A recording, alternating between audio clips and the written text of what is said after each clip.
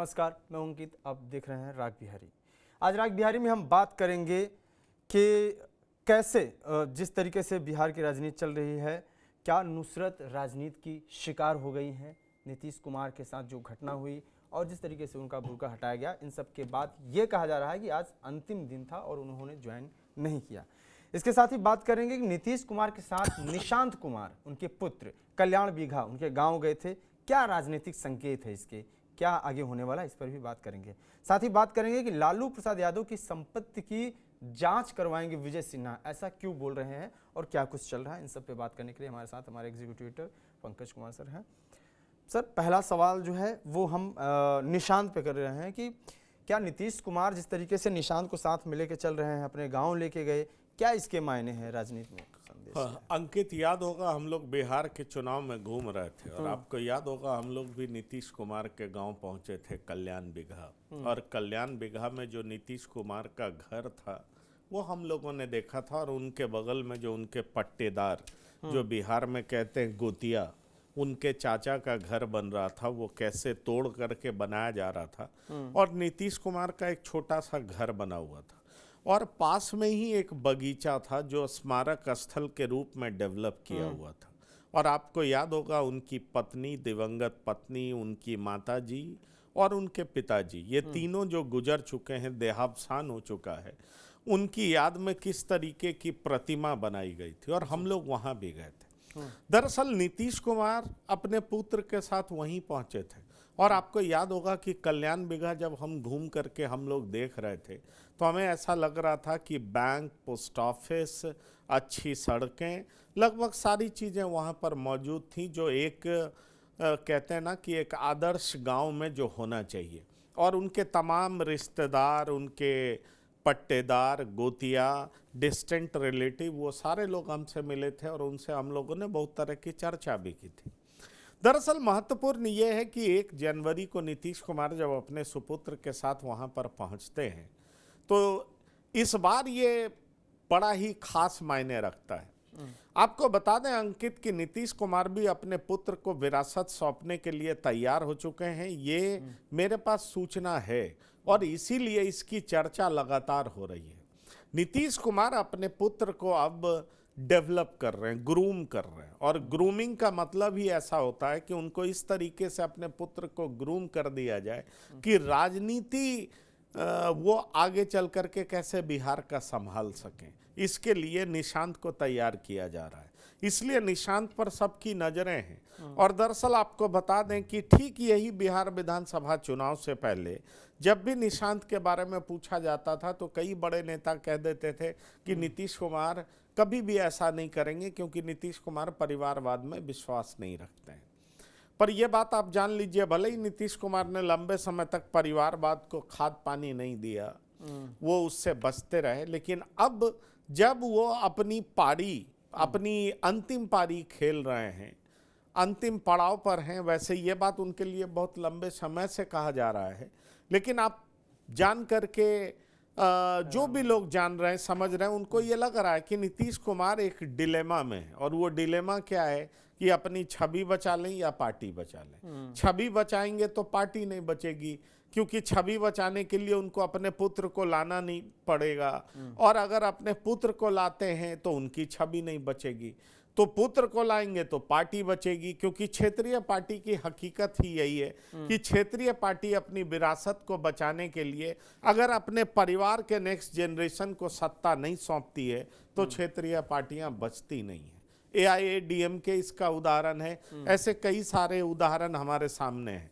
आप देख लीजिए जगन मोहन रेड्डी YSR के सुपुत्र हैं, भाई उन्होंने पार्टी बचा ली ना जो YSR ने बनाई थी।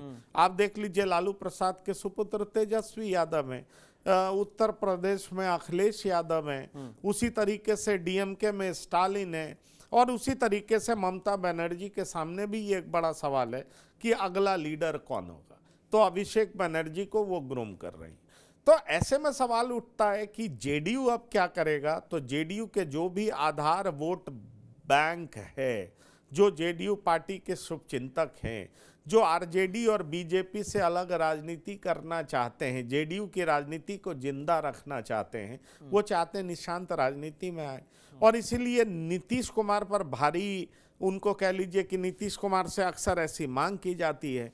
पार्टी ऑफिस में निशांत का फोटो चस्पा होता हुआ दिखाई पड़ता है और इसलिए अब नीतीश भी निशांत को लेकर के घूमने लगे हैं। निशांत किस भूमिका में आते हैं देखना दिलचस्प होगा, पर यह सच बात है कि ऐसे मौके पर अब गांव में ले जाना, सार्वजनिक कार्यक्रमों में ले जाना, अपने बेटे को साथ, क्योंकि वो उनके परिवार से जुड़ा मसला था तो बेटे भी साथ दिखाई पड़ते हैं, पर बेटे अब अक्सर मीडिया में आ रहे हैं, मीडिया की नज़रों से बच नहीं पा रहे। निशांत आ रहे हैं, निशांत दिख रहे हैं, गाए बगाए स्टेटमेंट दे रहे हैं और अंदर खाने ये चर्चा आ रही है कि निशांत राजनीति में आने के लिए तैयार हो रहे हैं। अगला सवाल है विजय सिन्हा के उस बयान पर जब उन्होंने कहा कि अगर कोई शिकायत करे तो लालू यादव की संपत्ति की जांच करवाऊंगा। क्या लालू यादव की संपत्ति की जांच कराने के लिए तैयार हैं विजय सिन्हा? और ये कैसे ये सब चीज़ें पॉसिबल हैं जब तक अगर कोर्ट वगैरह नहीं आदेश देगा? देखिए, दरअसल कहते हैं ना कि पॉलिटिक्स में जो आप करते हैं उसकी चर्चा होनी चाहिए। विजय सिन्हा जो कर रहे हैं उसकी चर्चा इन दिनों बहुत ज़्यादा हो रही है और विजय सिन्हा ने जो स्टेप उठाया वो स्टेप भी बोल्ड है, क्योंकि बिहार में 60 से 70% अपराध की वजह अगर कुछ है तो वो जमीन का विवाद है। जमीन के विवाद को कैसे सुलझाया जाए, जमीन के माफियाओं से कैसे निपटा जाए, ये एक बड़ा महत्वपूर्ण काम है और इस महत्वपूर्ण काम में कौन अपना हाथ फंसाएगा, कौन इतनी हिम्मत दिखाएगा, तो विजय सिन्हा ने वो हिम्मत दिखा दी है। अब सवाल उठता है कि विजय सिन्हा हिम्मत दिखा रहे हैं, हर जगह जाकर के अपने डिपार्टमेंट के अफसरों को अगर वो गलत करता हुआ पाया जाता है तो त्वरित कार्रवाई करते हैं, धमकाते हैं, कहीं पर अफसर हिलते हुए नजर आते हैं, डरते हुए नजर आते हैं। और मैंने आपको कहा ना कि वो पहला जगह होता है जहां लोगों का सरकार से सामना होता है, वो है ब्लॉक में लोग आते हैं अपने ज़मीन के वो कह लीजिए कि जमीन के काम को लेकर के पहुंचते हैं, दाखिल खारिज की बात होती है, वहां पर सर्किल ऑफिसर बैठता है, वहां पर ब्लॉक डेवलपमेंट ऑफिसर बैठता है और लोगों को सीधा काम सरकार से वहीं पर पड़ता है। अब आप समझ लीजिए कि इस तरीके से विजय सिन्हा ने जिस चीज में कदम रखा है वो आसान काम नहीं है, वो चुनौतीपूर्ण काम है। लेकिन यहाँ पर लालू प्रसाद की चर्चा क्यों हो गई? आपने सुना होगा कि नीरज कुमार जो कि जेडीयू के प्रवक्ता हैं लगातार कहते रहते हैं कि लालू परिवार ने 40 बीघा से ज़्यादा जमीन मुख्यमंत्री बनने के बाद पटना के आसपास बनाया है, ये नए जमींदार हैं। और अब वो ये भी मांग करते हैं कि ये सब लोग जो एमपी एमएलए मंत्री रहे हैं इनकी पूरी सैलरी जोड़ा जाए, जो भी पेंशन वेंशन मिला सबको जोड़ लिया जाए और इनके संपत्ति का पता लगाया जाए कि आखिरकार इनके पास आमदनी के हिसाब से संपत्ति है या डिसप्रोपोर्शनेट इनकम है, क्योंकि डिसप्रोपोर्शनेट इनकम के बाद आपके ऊपर कार्रवाई तय है। अब देखिए ये लगातार मांग करते रहे कौन? नीरज कुमार ने अभी फिर से कह दिया कि जब ऐसा हो ही रहा है तो क्यों ना लालू प्रसाद के खिलाफ भी कार्रवाई होनी चाहिए।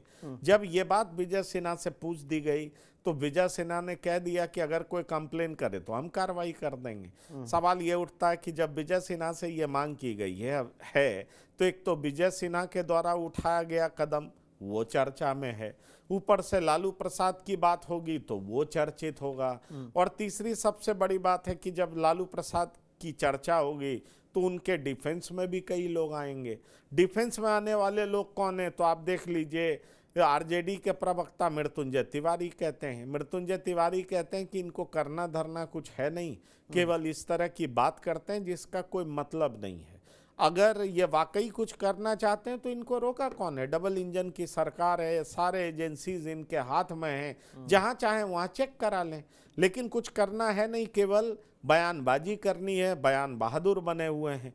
वहीं दूसरी तरफ कांग्रेस के प्रवक्ता आशीष नाथ तिवारी क्या कहते हैं? वो भी यही बात कहते हैं कि इन दिनों सम्राट चौधरी और विजय सिन्हा में प्रतिस्पर्धा चला हुआ है, इसलिए विजय सिन्हा ऐसे रास्ते को अख्तियार कर लिए हैं जिससे ये साबित हो सके कि विजय सिन्हा काफी पॉपुलर लीडर हैं।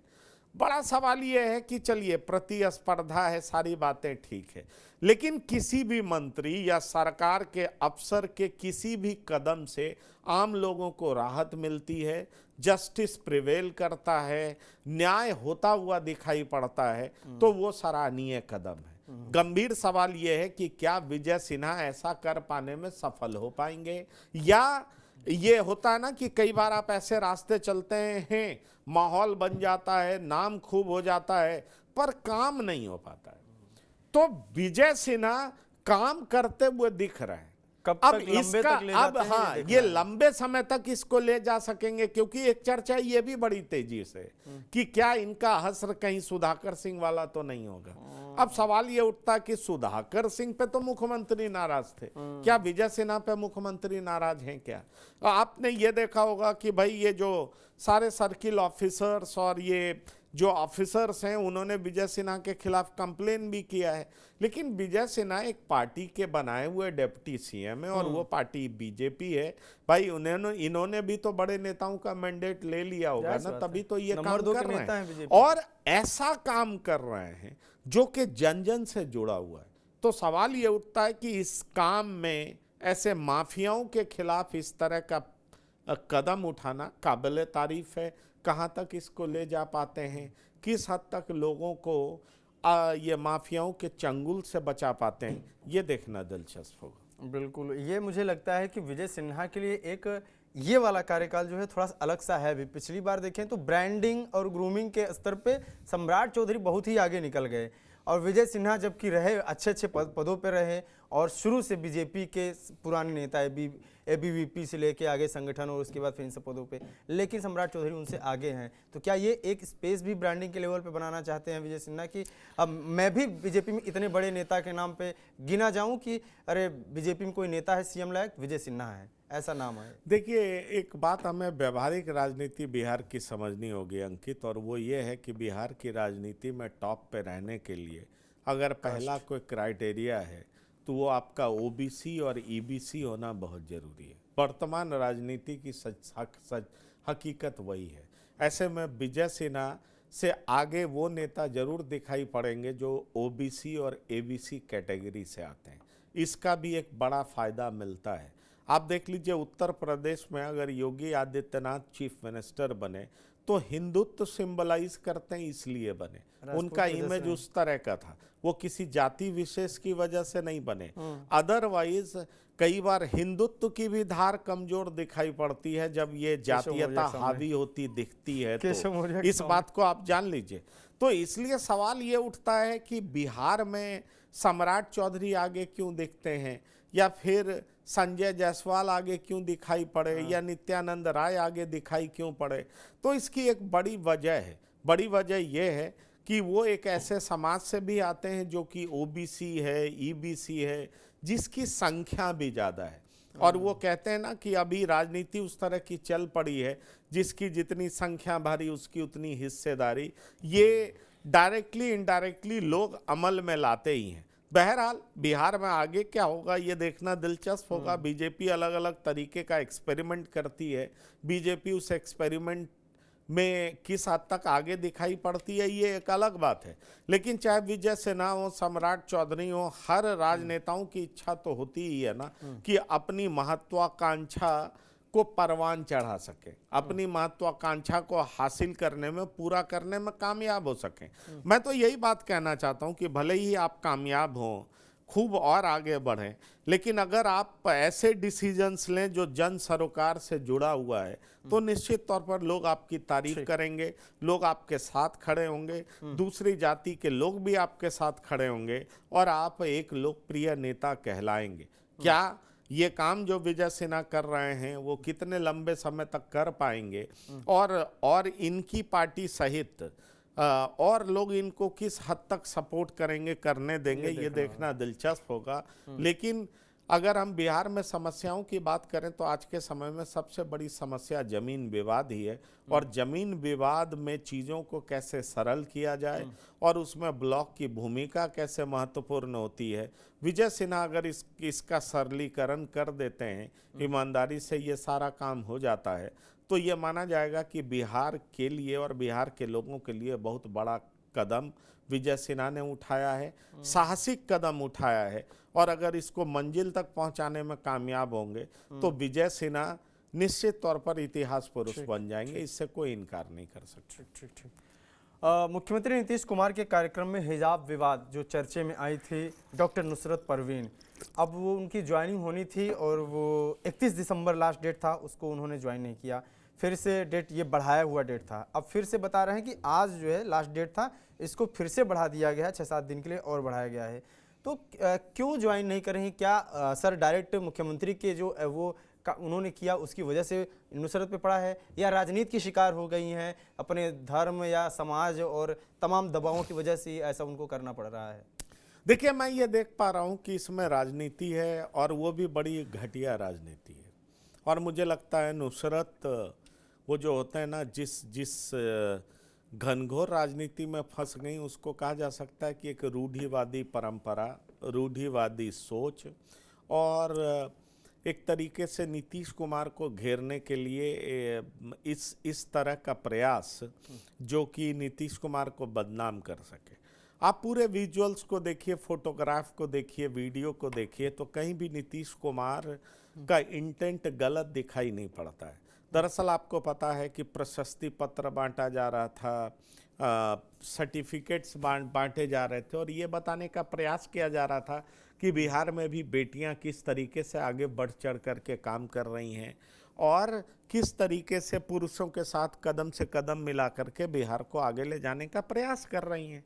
अब देखिए, नुसरत आई, वहाँ पर उन्होंने हिजाब पहना हुआ था। मुख्यमंत्री चाहते थे कि ये नुसरत का बड़ा अचीवमेंट है, क्यों नहीं हल्का हिजाब उन्होंने नीचे कर दिया ताकि सही फोटोग्राफ आ सके और लोगों के बीच में ये मैसेज जा सके कि देखिए कि मुसलमान समाज की महिला भी आगे बढ़ कर के काम करने आई है, डिग्री हासिल कर रही है और बहुत कुछ आगे करने जा रही है। लेकिन इस मुद्दे का जिस तरीके से राजनीतिकरण हुआ, नुसरत के परिवार पर जिस तरह का दबाव हुआ, नुसरत को लेकर के पूरे देश में चर्चा चल गई और उसके बाद मुझे ऐसा लगता है कि कहीं ना कहीं नुसरत पे भारी दबाव पड़ने लगा कि ऐसे जगह पे तुम मत जाओ, ऐसे जगह पर नौकरी करने मत जाओ। और नुसरत को लग रहा होगा कि बिना मतलब का उनके मुद्दे को बहुत तूल दिया जा रहा है, उनका परिवार अचानक बहुत ज़्यादा चर्चा में आने लगा। और मुझे लगता है नुसरत इन सब कंट्रोवर्सी से बचने के लिए अभी तक नौकरी ज्वाइन करने से बच रही हैं और जो लोग भारी दबाव उन पर बना रहे हैं वो इन प्रकारे नीतीश कुमार को घेरने का प्रयास कर रहे हैं। और ऐसा प्रयास शायद इसलिए भी कर रहे हैं क्योंकि नीतीश कुमार का अलायंस बीजेपी के साथ है, इस बात को आप जान लीजिए। तो जो लोग एंटी बीजेपी हर बात में स्टैंड रखना चाहते हैं, उन्हीं का ये प्रयास है कि किसी न किसी तरीके से नीतीश को घेरा जाए और कहा जाए कि नीतीश ने कैसे एक मुस्लिम महिला का अपमान किया। झारखंड के जो स्वास्थ्य मंत्री इरफान अंसारी, उन्होंने ऑफर किया कि नुसरत आए यहाँ जॉब करें, उनको फ्लैट देंगे, मनचाहा पोस्ट देंगे। वही तो कह रहा हूँ ना कि वहाँ पे बहुत सारी ऐसी बेटियां हैं, मुस्लिम बेटियां ही हैं जिनके पास नौकरी नहीं है, घर की हालत बड़ी खराब है। इरफान अंसारी उन्हीं का भला कर ले तो बहुत अच्छा होगा। सवाल ये उठता है कि झारखंड में किस तरह का पॉलिटिकल इनस्टेबिलिटी रहा है और ये नेता लोग झारखंड की स्थिति किस तरह का कर चुके हैं, बेहतर है उस पर ध्यान दें। बिहार की पॉलिटिक्स पर जब इरफान अंसारी ज़्यादा ध्यान देने लगते हैं तो कई तरह के सवाल उठने लगते हैं। वही तो मैं कह रहा हूँ कि इसका ओवर पॉलिटिसाइजेशन किया गया है और इसीलिए नुसरत का परिवार, नुसरत भारी दबाव में है, वो नौकरी ज्वाइन नहीं कर पा रहा है। समझ लीजिए कि नुसरत एक बहुत अच्छा बेहतरीन मौका अगर ज्वाइन नहीं करती है खोती है, लेकिन मुझे इसमें पॉलिटिक्स के अलावा कुछ दिखाई नहीं पड़ रहा।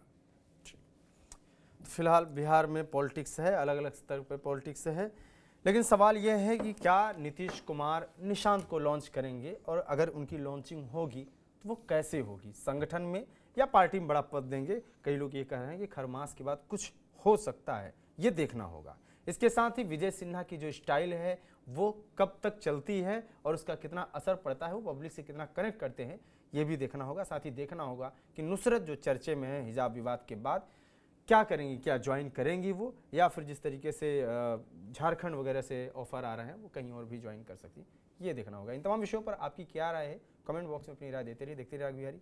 नमस्कार।